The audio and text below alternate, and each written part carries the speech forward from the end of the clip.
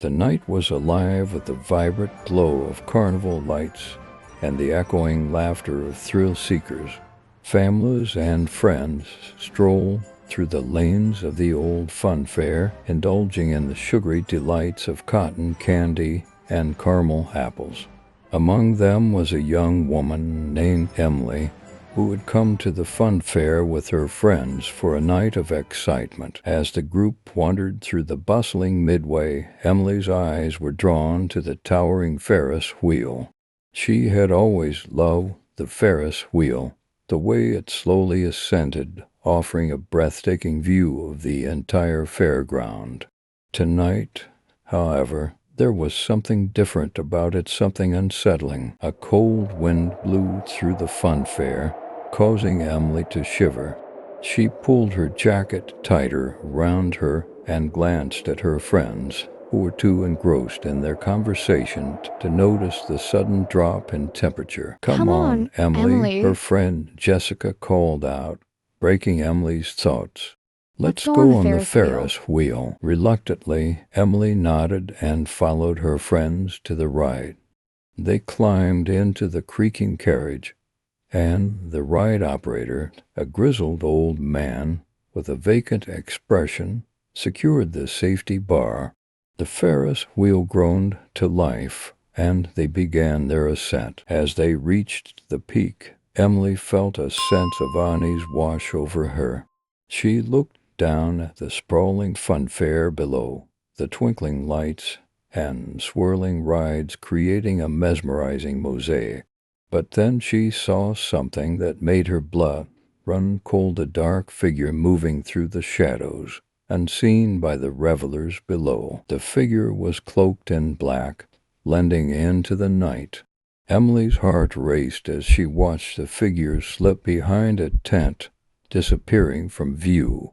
She leaned over to her friends, but they were too busy taking selfies to notice her distress. When the ride ended, Emily felt a surge of relief, but couldn't shake the image of the shadowy figure. She decided not to mention it to her friends, fearing they would dismiss her concerns as an overactive imagination. Instead, she resolved to keep an eye out for anything unusual. The group moved on to the haunted house, a dilapidated building that looked more sinister than ever in the moonlight. Emily hesitated at the entrance, but her friends dragged her inside. The interior was dark and musty, filled with cheap props and animatronics designed to startle and amuse. As they ventured deeper into the haunted house, the atmosphere grew more oppressive. The flickering lights cast eerie shadows, and the recorded screams echoed through the narrow corridors. Emily's anxiety mounted with each step. Suddenly, a blood-curdling scream pierced the air, real and raw. Emily froze, her breath catching in her throat. Her friends laughed, assuming it was part of the attraction, but Emily knew better. That scream was not staged. Did you hear that? Emily whispered, her voice trembling. Jessica rolled her eyes. Relax. It's just part of the show. But Emily couldn't relax. She grabbed Jessica's arm and pulled her towards the exit. We need to get out of here, she insisted. As they hurried through the maze of corridors, the oppressive feeling grew stronger. The walls seemed to close in, and the air felt thick and heavy. Emily's heart pounded in her chest as they finally emerged into the cool night air. Emily, what's gotten into you? Jessica asked, her annoyance evident. Emily struggled to find the words. I saw something, someone.